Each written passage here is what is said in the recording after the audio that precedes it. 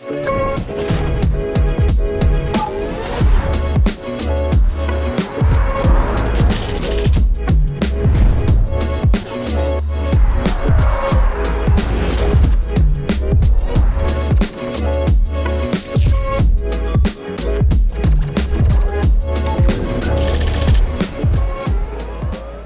and welcome to Banking Transformed, the top podcast in retail banking. I'm your host, Jim Marous, founder and CEO of the Digital Banking Report and co-publisher of the Financial Brand.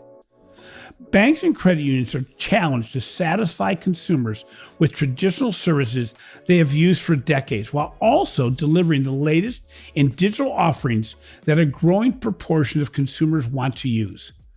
More than ever, consumers are willing to take their business to other financial institutions to find innovative products and services, with more consumers than ever willing to diversify their financial portfolio to get what they want.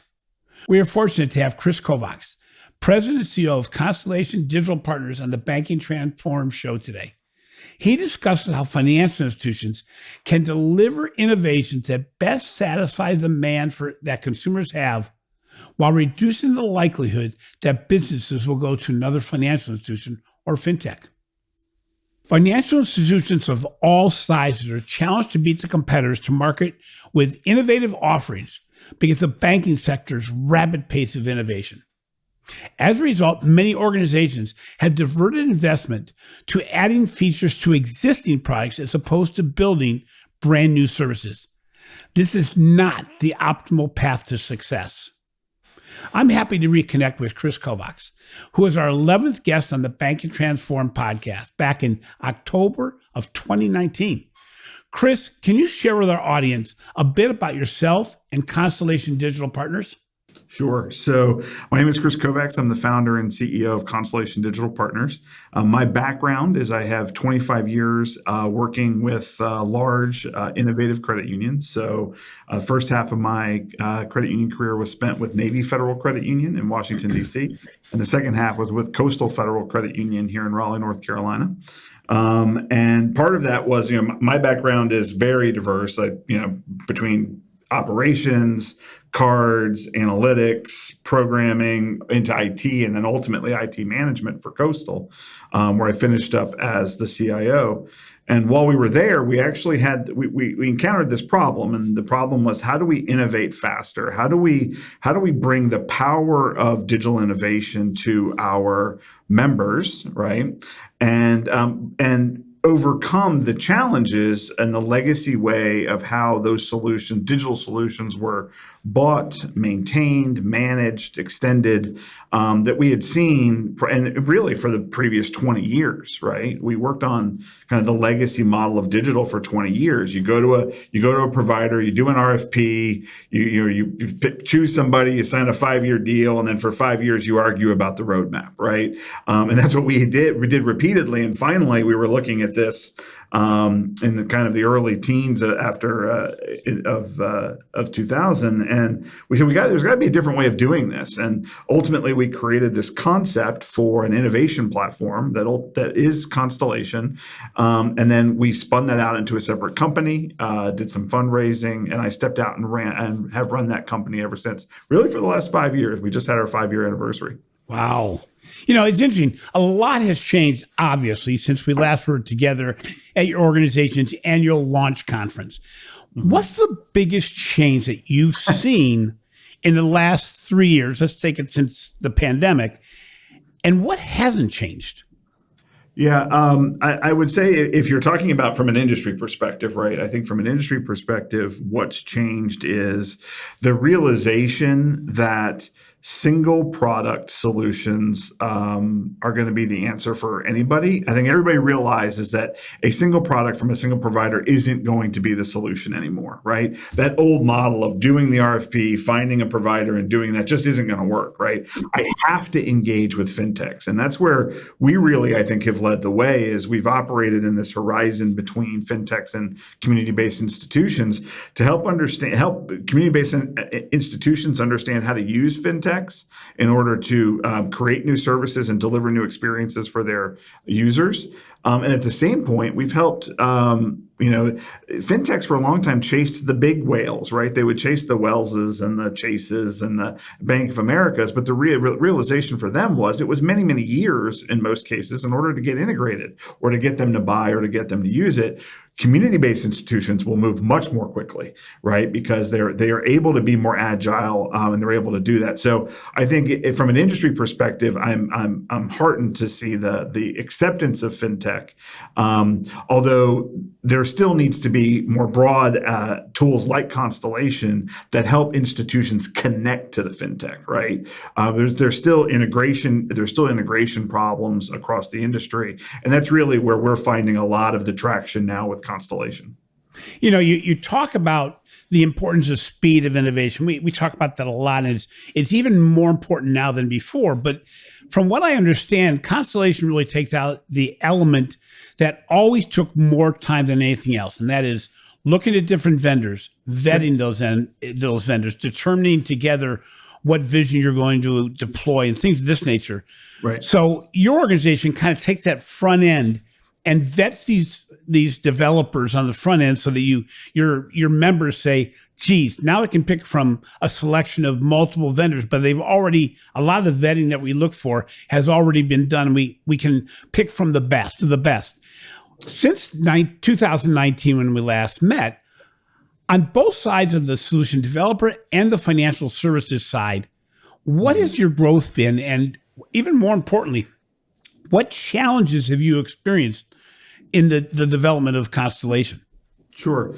So let me start with where the growth has been. When we last met in 2019, and you spoke at our launch conference. At that conference, we were debuting the first look at Constellation banking services, right?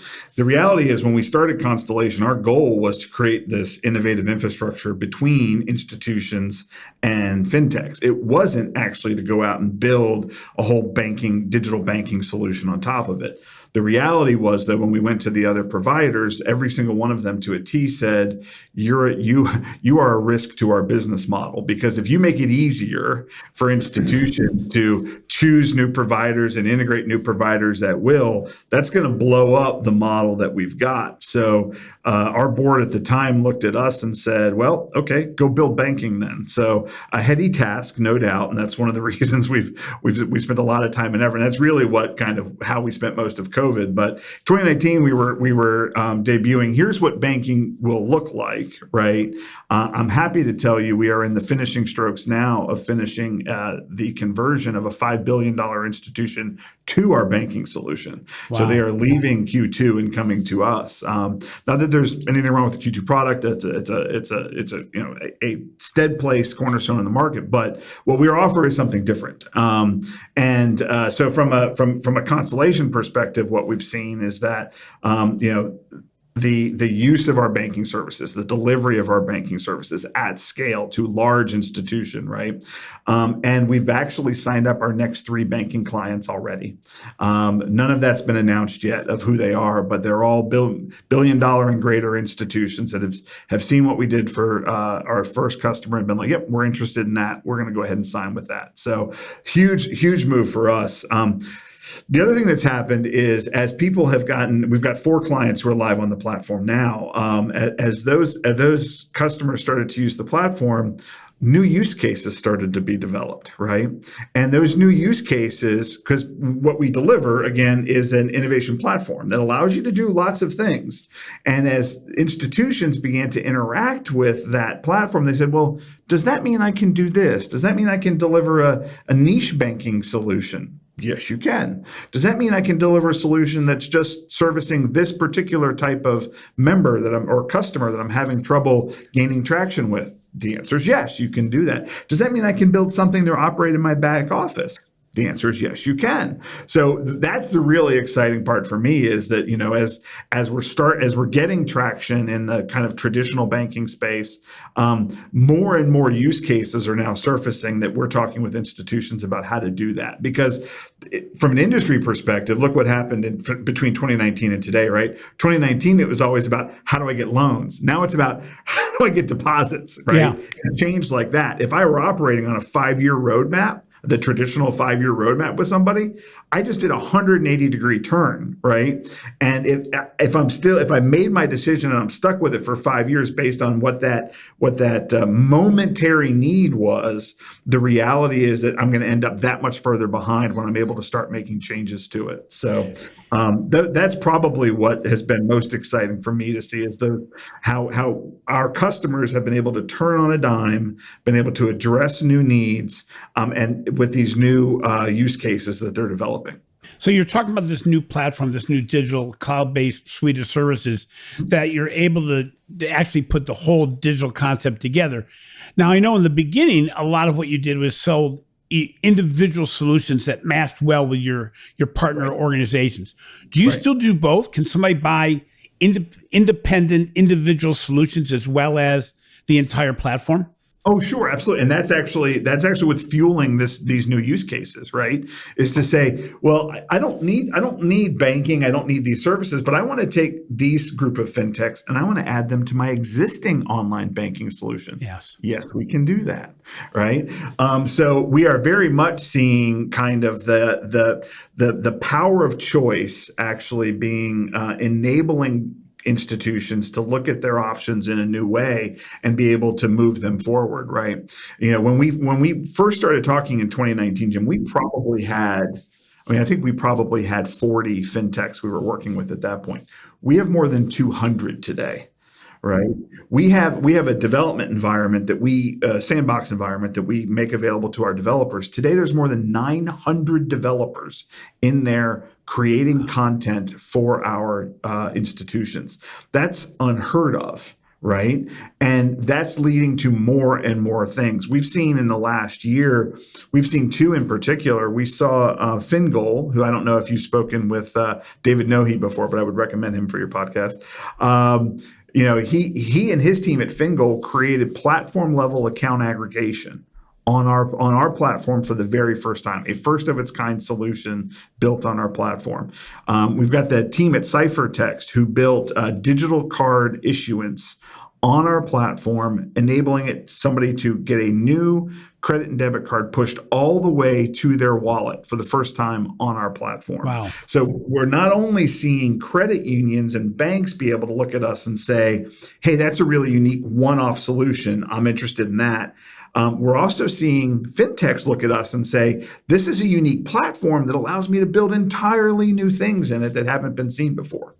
Well, it's interesting because when we first talked and got to know you, it really is an interesting concept because many fintech firms, especially back in 2019, were looking for that big hit. We're looking for that big sale.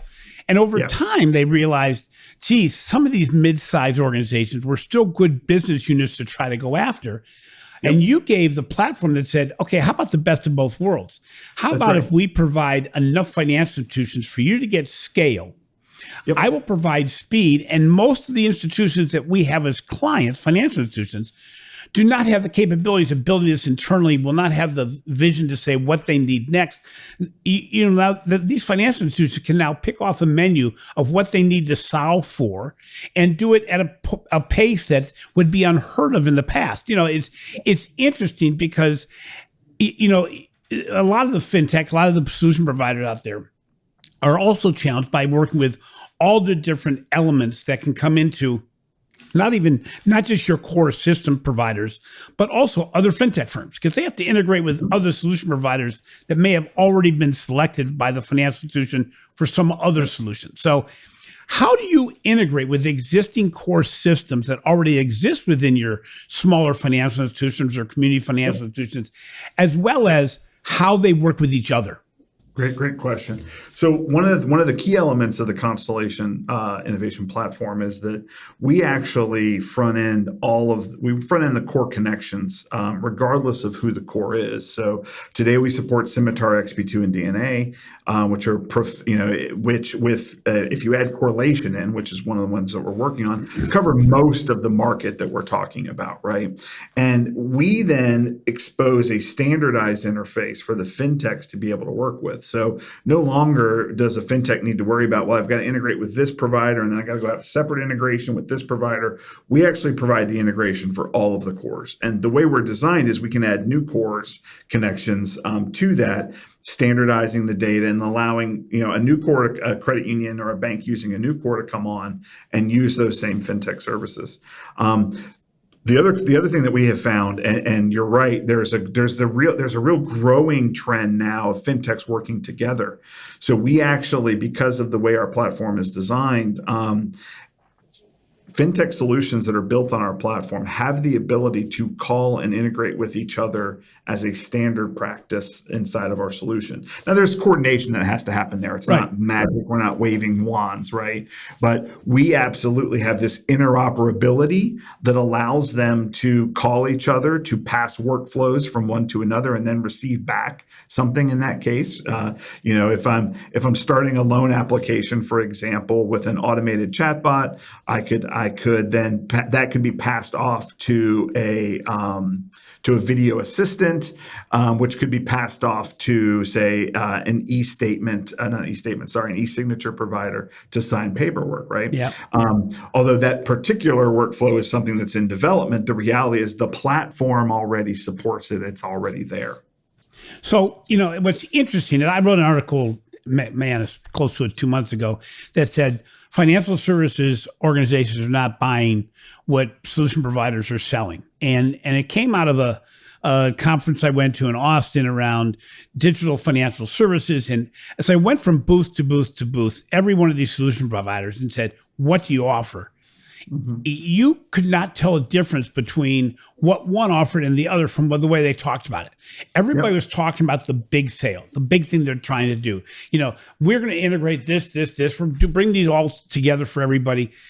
And it was a great message, but it wasn't differentiated. And most financial institutions now, the majority, are really looking for those solutions they can put in place today, get implemented as quickly as possible. I'll call it low-hanging fruit. Going to have the biggest impact at the lowest cost. Now, that's the ultimate goal for everybody. But, you look at digital account opening solutions. That is needed by everybody at a better scale than they're getting today.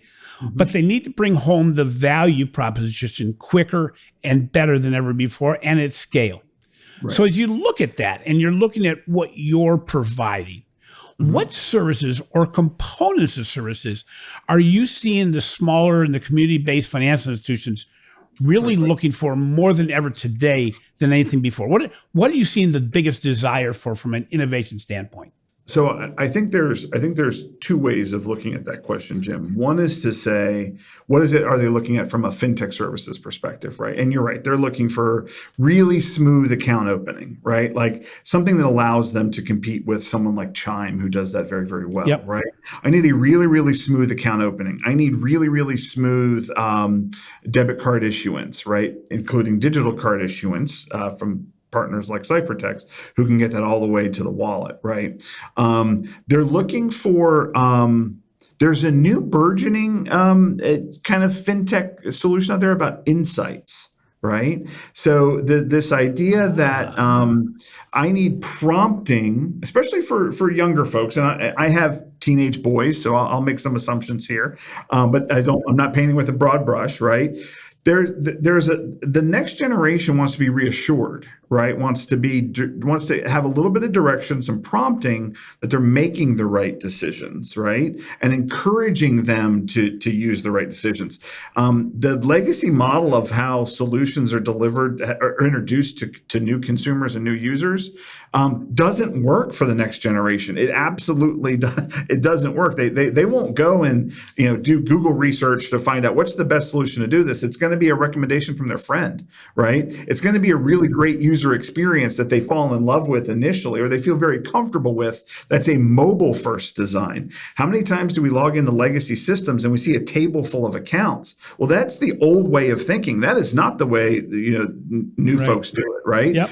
New folks are like, I need very specific. Don't overload me. Don't overwhelm me with details, but give me the right prompts and the right instructions to be able to and motivations to be able to use and explore and find new services, right? So when I'm talking to institutions, they're looking for those from a fintech perspective But the other side of that question that I'll go back to is, I think they're also realizing that the institutions are realizing they have a need for a new way of doing those connections, a new way of doing that business, right? So, you talk about, one of my favorite stories to tell is how we came to the conclusion that we needed to do something like Constellation at Coastal. We were standing in one of those very exhibit halls filled with people selling things. And I said to my team, I looked at them and I said, guys, they're all selling the same crap. Right? It literally is just carbon copies of each other selling the same thing. They might look a little different from a UI UX experience, but what the services are is exactly the same. And that's where we really decided that we were going to have to figure out a new model, a new way of encouraging engagement with fintechs, a new way of connecting them, of securing them, of deploying them, even of building them in some cases, so that it could be wrapped and delivered like downloadable content, right? And no longer be something that they've got to go and find, and they've got to do these 6-month integration projects that are, $500,000 to do. All of that needs to go away if these institutions ultimately are going to be able to compete with those digital elites. You're bringing more than just a plug and play product solution or account level solution.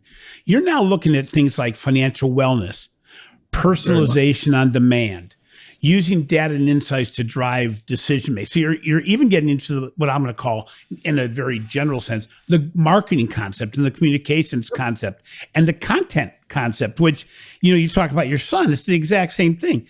You ask them, we'll ask them even questions and surveys that are so based in legacy thinking. What account is your primary financial account? I don't know. What do you use the most? I use Venmo. Okay, now we're talking. People ask me, what's my, I take a broader view of financial service. They say, who's your primary financial institution for business? Well, right. I have one that holds my funds, which is the way you probably are asking the question.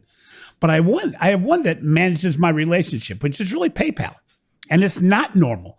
But they also are the first ones that I'm going to go to if I want a loan, because they understand me. They communicate with me.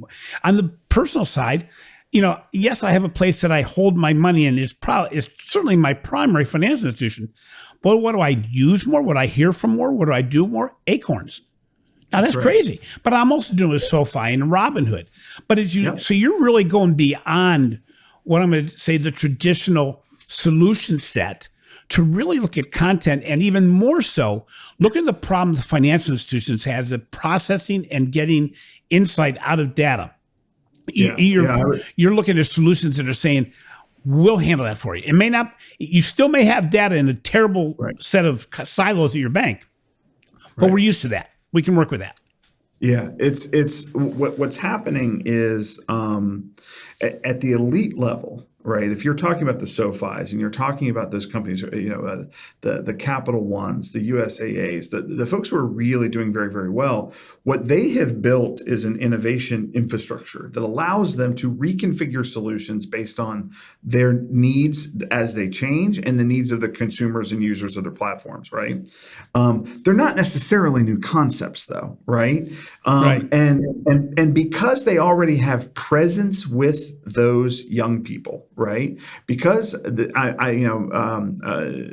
college student might have a SoFi loan, right? Or they might have a green light card or something else. Because they're already there, they're going to be the first ones they go to, whether it's their primary financial institution or not, right? And part of that's because it's there, it's easy to access. I will use the example that I had to, I have a 15-year-old son, and, he has many financial relationships. When he cuts the grass, we don't believe in allowance in my house. We do commissions instead, right? So we have an agreed upon price when he cuts the grass, but he has to bill me because I want to teach him the value of his time. So he bills me on Venmo, right?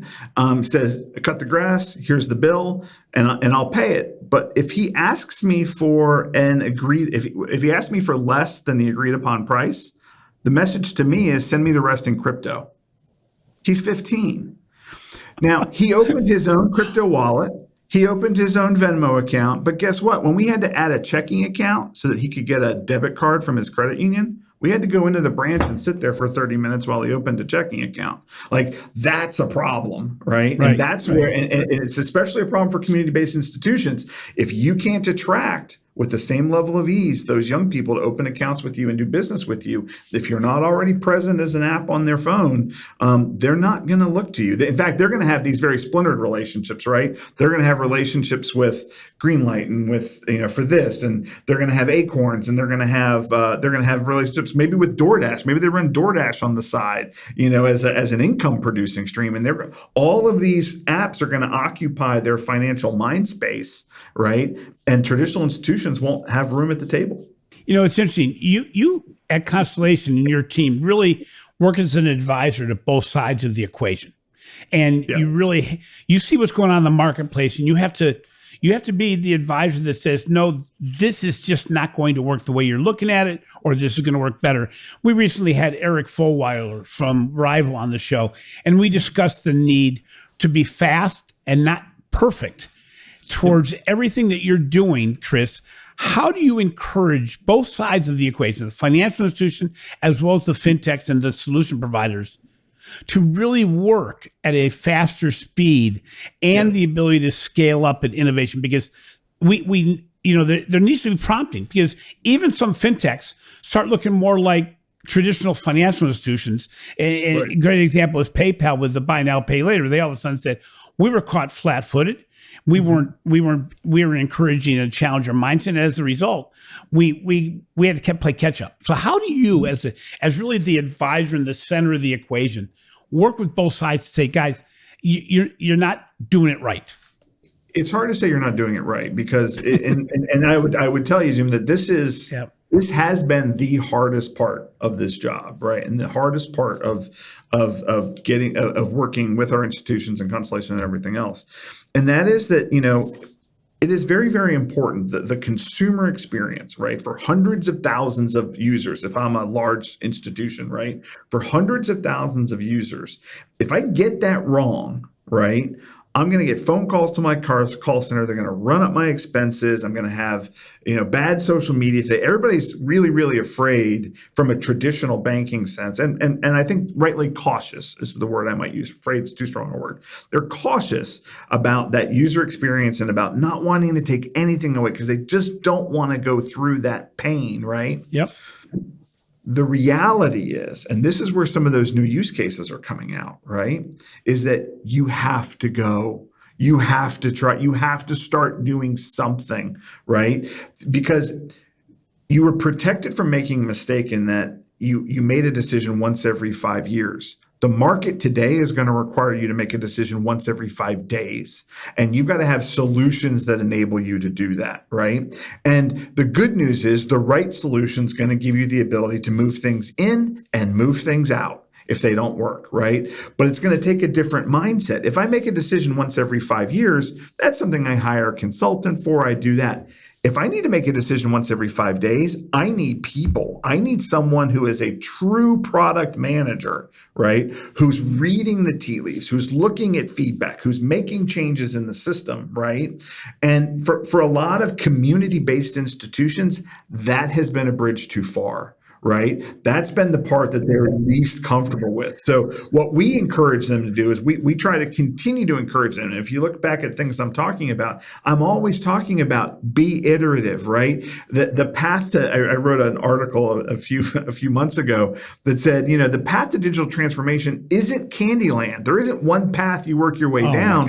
Yeah. It's like Monopoly. It's round and round and round and round and go, and allows you to change strategy as you go, right? Like, don't think of it as some path. I just need the path. If I can just get down my vendor's path, they'll get me there. Not going to happen anymore. You've got to take an iterative approach. So that's a big part of kind of the thought leadership I've tried to model, and kind of the messaging I've tried to give the institutions, is that you've got to take an agile approach, and you've got to product management, and that is a new thing for you that look to digital, not just digital transactions, digital banking, but look to lots of the kind of how things are created and developed today from an application standpoint, and try to model that inside your institution. I think that's what's going to differentiate the really successful institutions in the future from those who ultimately become extinct. And that's the ability to change and change quickly. We're going to get back to two of the things you just talked about, the iterative nature of innovation, but also the ability to go quicker and quicker and quicker. So let's take a short break here and recognize the sponsors of this podcast.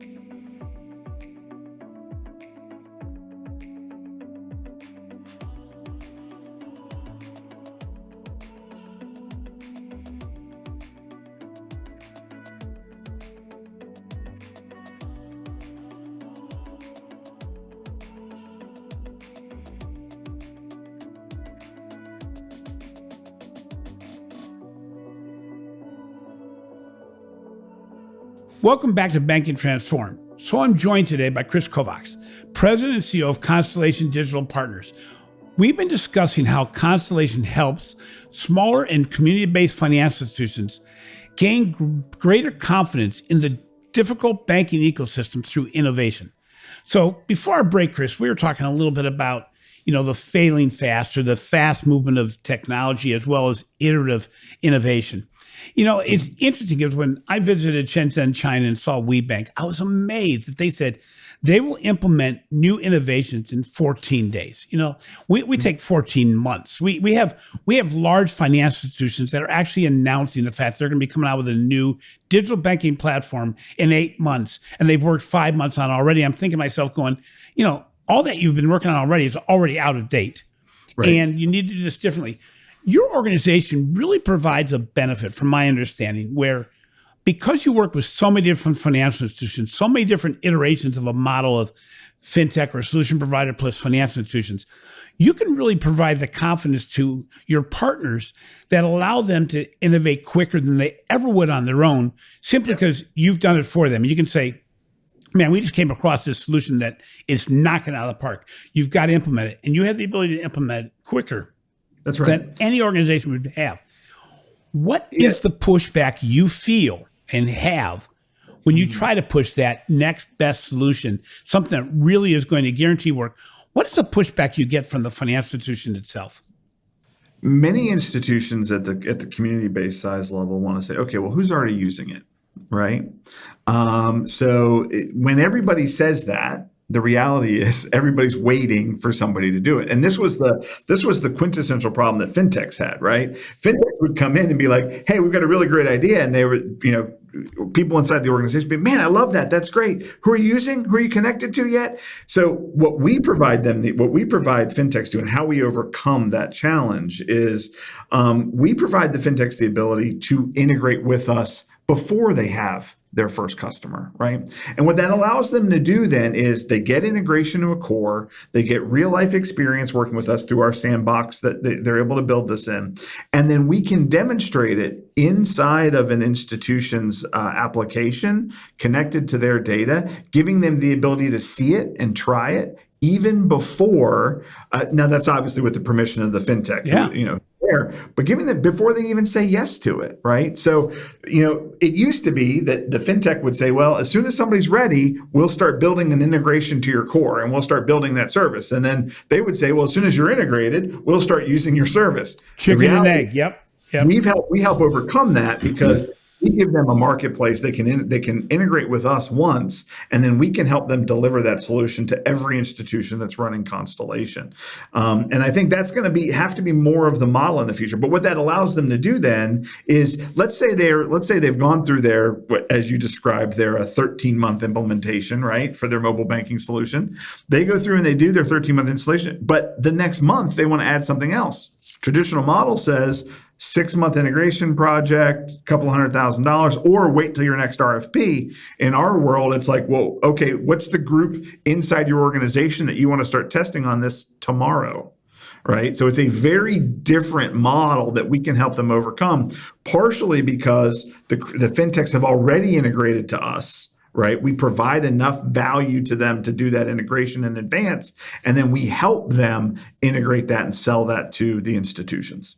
It's interesting. We during the break we were talking about my visit to Shenzhen and WeBank, and not only the 14-day innovation cycle, but the fact that they have 4 parallel cloud platforms going at once. 2 of them are real and 2 of them are test platforms. So it allows them to work with real customers in a sandbox, lets them test what's going on, but it also lets them to get in and out of an innovation quickly if it's not working as planned or if it's broken a little bit. They also, their customer service people are developers. So what happens when a customer calls up and says, I'm having a problem with X?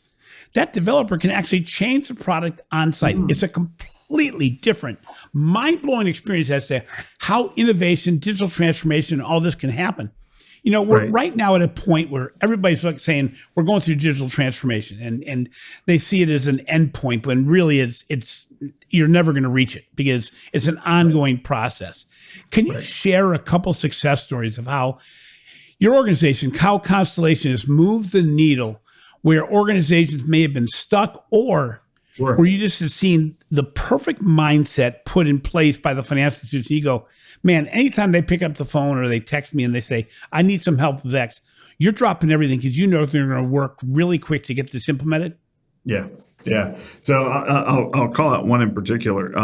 We have a customer that when their digital banking provider said, we can do card controls, right?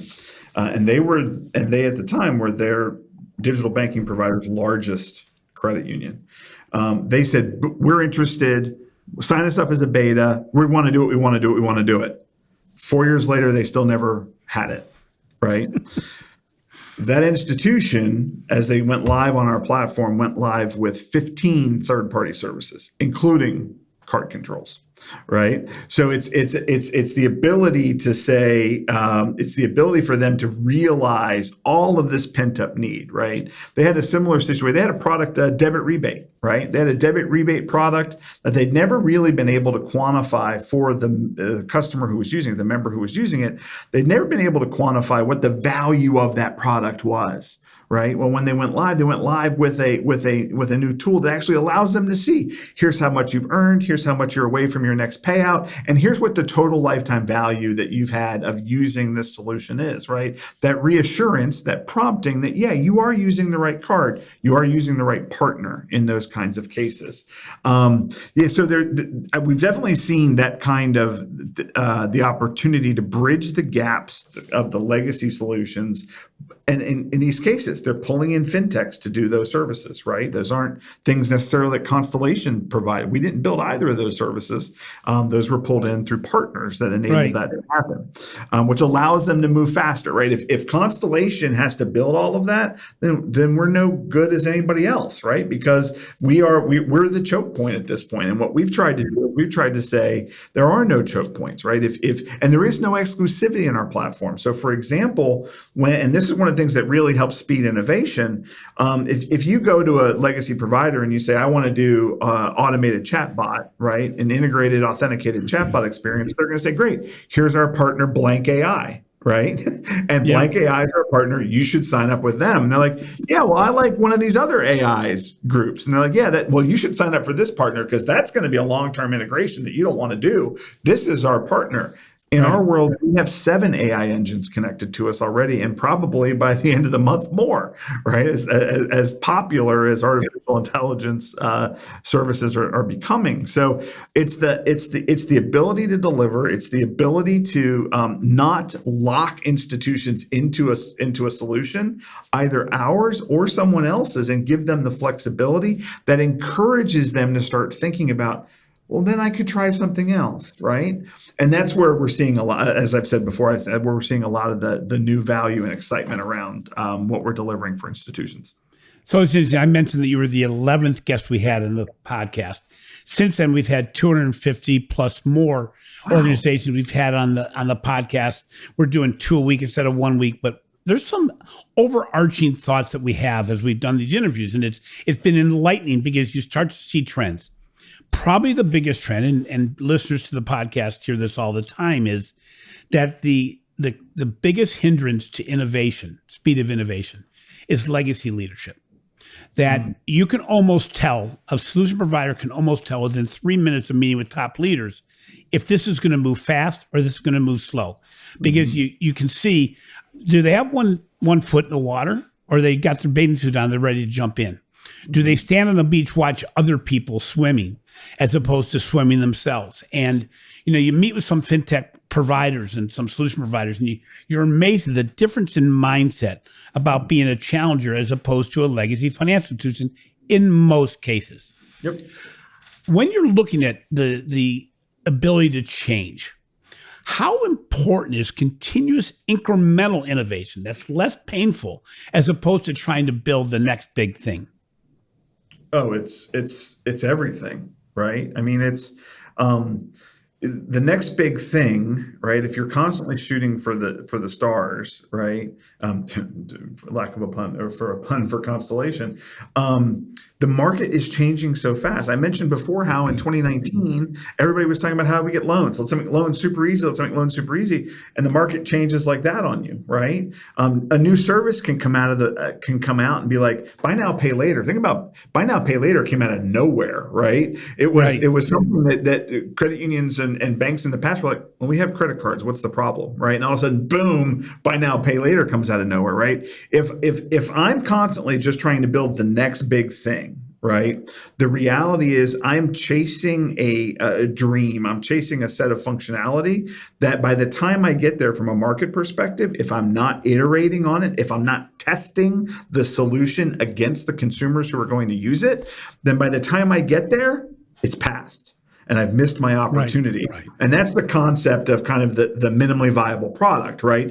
Get the minimally viable product out there, get users using it, get institutions using it, get consumers using it, get feedback, and start making changes to make it more and more valuable, right? The problem is, as you pointed out in the very beginning of that question, it's about leadership. Right? Is the right leadership in place to be able to take that approach? Who understands the real value of that approach? Arguably, for a lot of institutions, I'm afraid it's not, right? And for those institutions, I think it's going to be it's going to have severely detrimental results, right? But in other ones, I'm so encouraged. I talked to a bank when I was at Jack Henry Connect, and I talked to a bank who one of the folks who I spoke with is leading their digital transformation. He came from a FinTech. He was the founder of a FinTech and sold it, right? And now they went to him and said, hey, help us look at digital transformation differently, right? Think about that. That's the power of taking somebody who understands the methodology, not the layout of a web page or which app components were used. It's about the methodology of developing that solution that's so important. And the ones who get it are going to be tapping markets like that and being able to find the talent to lead them through those processes and then give them enough room to make mistakes sometimes and try some things out. That's the reality of it, right?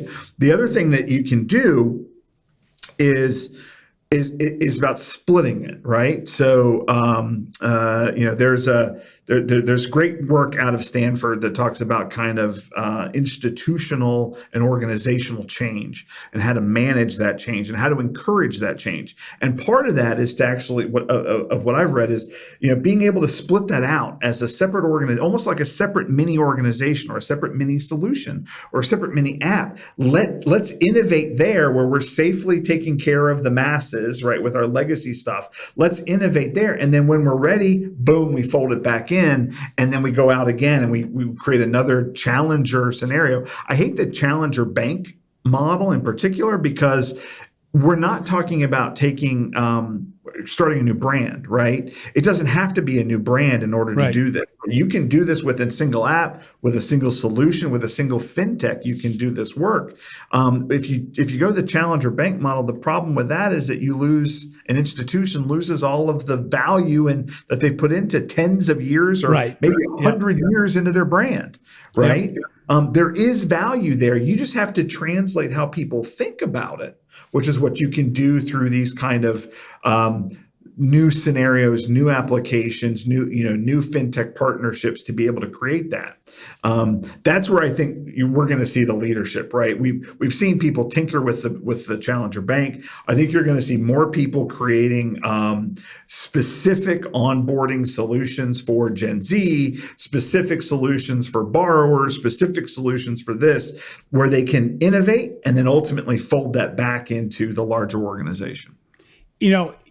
Your target audience, the financial institution that's community-based, that's smaller in many cases, we find in our research around innovation that the most innovative companies tend to fall into two categories of assets: the very big ones that can spend money like it's coming out of the air, and the smaller ones that as an organization, they were developed as a disruptor in many cases. They're community-based. They have leadership that's really based on trying to build a good organization that's going to serve the community best. Does this work to your advantage? The fact that, they may not have the funding and may not have all the personnel, but almost to a degree it helps you because you have less static in the operations, and they're more agile. They're like the pickup truck in a group full of semis. Yeah, that's a good analogy. Except there's a lot more pickup trucks than semis. That's the other part. Yes, exactly. There's a pure number, right? There's semis in masses of pickup trucks.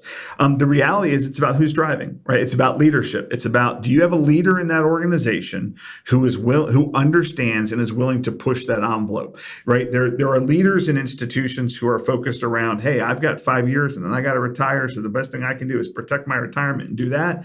And there's other leaders who I've worked with and have been mentored by who are very much about, I am planting seeds that the next generation of credit union leaders will only begin to understand the value of, right? Yeah. And from that perspective, like you need more of those leaders who are looking long term and who understand the threat to the industry, not just the status of my retirement package. Right. And the more of those that you see, and maybe some of those are younger. I'm not saying it's an age thing. Some of the folks I know who are going to retire are some of the most innovative people and belong on the Mount Rushmore for community-based institutions. Right. But the reality is coming in with a little different mindset, coming out from outside of industry, many times having some exposure, at least to other ways of doing business, I think are all going to be very, very, they're going to be good measures of the types of leaders we have to have in the future, driving the pickup trucks who are able to make those agile decisions. You recently announced the very exciting acquisition of Wallify. Mm-hmm. What was the strategy there to actually acquire a provider? And what kind of providers do you see possibly being good partners in the future that you may also be in the acquisition mode around? Without giving away any secrets. Without giving away any secrets. Here's what we've known Wallify for a while. So we've known them for more than 4 years. They've been great partners on our platform. So we've seen what they've built. What Wallify really brings is, and what we were so excited about, is their ability to enhance transactional data, banking transactions with additional metadata, right? Yep. And then with that metadata, being able to create experiences for users of the platform. And they started out initially as a subscription management service, right? That could look through transactions, identify subscriptions, give members the ability to manage those subscriptions, manage customers and members the ability to manage those subscriptions as a way of saving money and financial health and everything else. Well, since then they've developed a pretty robust and very impressive transactions analytics service that they've been selling directly back to institutions. And what I'm really encouraged by is the ability to integrate those insights, that transactional metadata, take those insights that are there and then create experiences that delight the users of Constellation, right? Yeah. You cannot, I believe, you cannot have delightful experiences that don't start with the insight of something. Right. Yep. Disney is great at this. Disney has the insight to understand, the size of the families that typically come to visit them.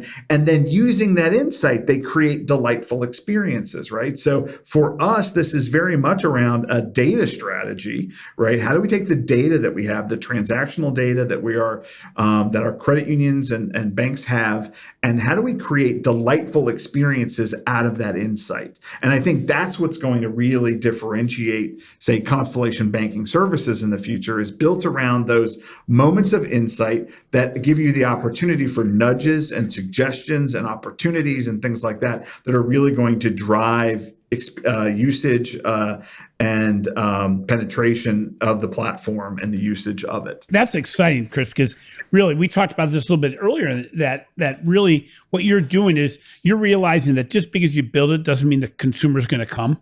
And now you're helping financial institutions actually build a marketing platform or a communications or a content platform to actually get these services out in the marketplace. That's tremendous. That's right. Yeah, there's so much now around, my background when I started, Jim, was in cards, right? Yep. And I always believed that there was so much value in transactional data. And there's so much you could tell about the health of an organization, the health of a member, the health of a customer or member, the potential next solutions based on what they were doing, that I've always been fascinated by transactional data. So the idea that those can be the tea leaves, right? And a new set of tools that allow you to read those tea leaves, right? And read them for the benefits of the institution, but also for the benefits of the user, right? To be able to give them those insights, I think, is where the real future in banking is going to be, right? Yeah. Anybody can show a balance in a transaction, right? It really is around now, what do you do with it? What's the experience you create around it? And that's what we're excited to be working on now. So, Kris, how do organizations discuss how Constellation can help them with their innovation process? Where do they start and what should they do next? The easiest way to start is to go to www.constellation.coop, COOP, and that's where they can certainly go in and see information about our offerings. They also have the ability to reach out to us to sign up for a demo of the system. They're certainly welcome to be able to do that. You can reach out to me on LinkedIn, so Kris Kovacs at constellation.coop, or kkovacs at constellation.coop is my actual email address. But the reality is that, you reach out through there and we'll be happy to share with you what we're doing and how we might be able to help your institution.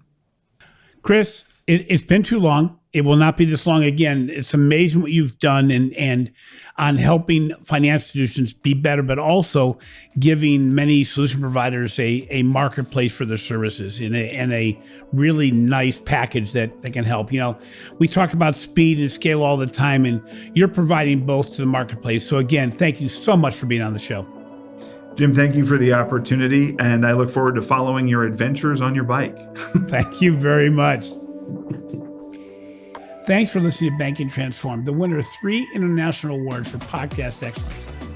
If you enjoyed today's show, please take some time to give our show a 5-star rating on your favorite podcast app. Also, be sure to read my recent articles on the financial brand and see our research we're doing for the Digital Banking Report. This has been a production of Evergreen Podcast. A special thank you to our producer, Leah Hasledge, audio engineer, Sean Roll Hoffman, and video producer, Will Pritz.